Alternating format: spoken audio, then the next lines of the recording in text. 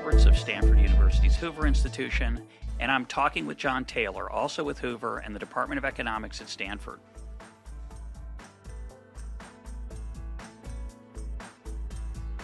John, one argument for this recovery that you hear sometimes about why it's so weak is it's harder to make long-term decisions when you're not sure about the economic environment. And a lot of the policy interventions have been temporary and uncertain about when they're going to end. But how do you measure that? There's always a lot of uncertainty in the economy. Policy is always uncertain. It can change. What makes this time so different? What's holding things back? Well, there's a number of things. I'd like to start with just the debt, if you like. We now have projections of the federal debt going into the stratosphere. This chart illustrates that. Its debt is a fraction of GDP back to the beginning of the country.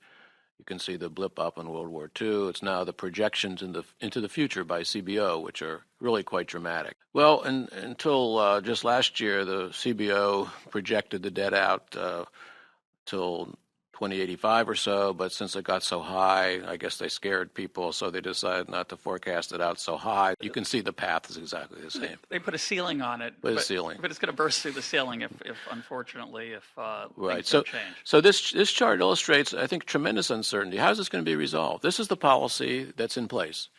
So it could be resolved with another financial crisis. It could be resolved with a massive tax increase. And people don't know how it's going to get resolved, and that's a tremendous amount of uncertainty. What this picture shows is something of a long-term crisis. It's a long-term crisis where the long-term keeps getting closer and closer, unfortunately. But with January 2013, there's uncertainty about what's going to happen because this so-called fiscal cliff. What are some of the issues related to that? Well, one is the expiration of the tax cuts of 2001 and 2003, and those are going to just be completely called off if the law is not extended. There's the temporary cuts in the Social Security tax, which are expiring. There's expiration of the unemployment benefits. It's a whole wide range of things that are coming into play. And to me, though, this is kind of like a good example, if you like, a terrible situation, but it's reflective of the uncertainty that policy has caused, because this is the result of all these temporary actions, these temporary things that expire. This is exactly what you get as a result of that. And just focusing in on tax provisions, you pointed out that we have an unusually high number of tax provisions that are up for grabs. Absolutely. The Joint Committee on Taxation for about a decade now has tried to tabulate how many provisions in the tax code change each year, and this chart shows you the tremendous increase recently. A few years in the chart they didn't do the counting, but you can see nonetheless that recently, it looks like around 07, 08, it starts to rise very rapidly. So that's another measure of uncertainty that's in the tax code, and people have used these numbers quantitatively. Nick Bloom, my colleague, Steve Davis from Chicago have done indices of uncertainty based on measures like this, and they find it correlates quite strongly with negative growth. Yeah, I don't know. That's kind of hard to do, but always some imprecision in those indices, but it's interesting work. On the debt issue, haven't we always known that there's a big debt hanging over us because of Social Security and Medicare and the demographic changes?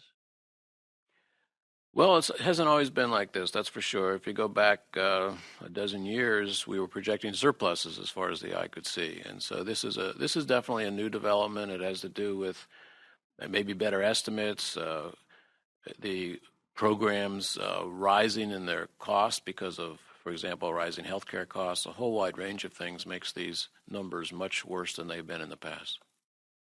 Now, you hear sometimes that we live in an era of deregulation. Some things, of course, have been deregulated at various times over the last 30 or 40 years, and recently even, but there have been a lot of other increases in regulation and in government intervention. Do you feel there's been an increase in this recovery in recent years in the regulatory burden that's increased, made it harder for business to make decisions and add jobs? I do definitely. The data show that.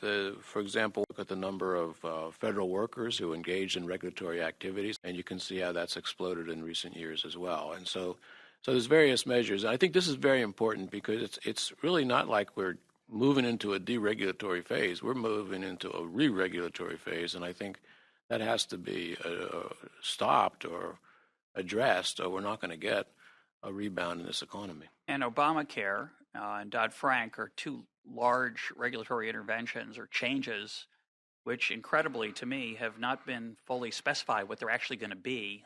Right. And that has to create some uncertainty, I assume, about what kind of business environment and investment climate you're in. There's 200 rules that had to be written by the regulatory agencies in Dodd-Frank. The Federal Reserve, for example, has to write those rules, and they're normally doing like 3 or 4 or 5 a year. Now they got 200 to do. And one example is the so-called Volcker rule on proprietary trading at firms, and writing the regulations associated with that is 300 pages just for that one rule. So yes, it's tremendous uncertainty about what's going to happen. What about monetary policy? There's a lot of talk about another round of quantitative easing. How do you think monetary policy has played into the recovery? Well, I think monetary policy has become quite unpredictable in the last few years. The Federal Reserve has engaged in interventions that they haven't done before, sometimes called quantitative easing, where they buy large amounts of mortgage-backed securities or long-term treasuries. People don't know their effect exactly. I think they've been quite small. I think other people have agree with me, but there's dispute about it. But most important, they create this uncertainty about how they're going to be removed or when they're going to continue. Is it going to be a QE3, QE4, QE4000? And now it seems to me the effort should be to start to undo those in order to get the economy moving again. What about the argument that the underlying economy is just weaker than we thought? And this isn't a policy problem, except we just didn't have a big enough stimulus package. Well, I don't think there's evidence for that. The big enough stimulus package idea, in terms of my studies, would not have been any different. Basically, what happened with the money was sent to people, they saved it, they would have just saved more. The state and local governments put them in their coffers, they would have just put more in their coffers. So I don't think there's evidence for that. I think this temporary aspect of the thing is what's a concern. And we have evidence from the past, we have evidence from the 70s that they didn't work. It is possible that for somehow the economy has now just grown to a slow growth economy for reasons that we can't fix or create. But I don't think that's what the evidence shows. I think the evidence shows that these policies, and we have a lot of historical evidence for that.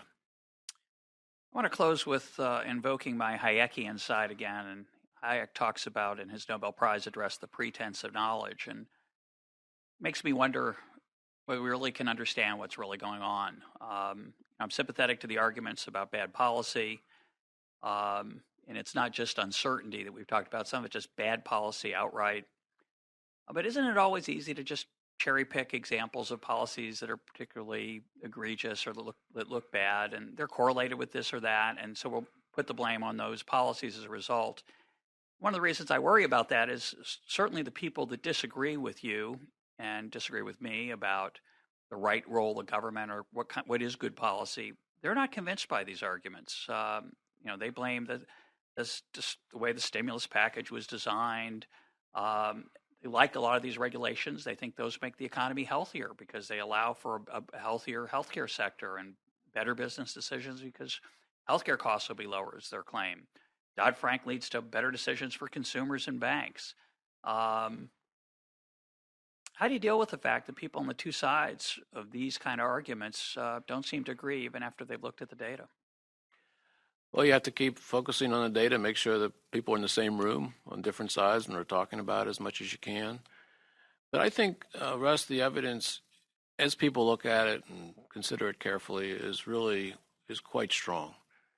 I like to look at history like you do. In the 1970s, we did a lot of these policies.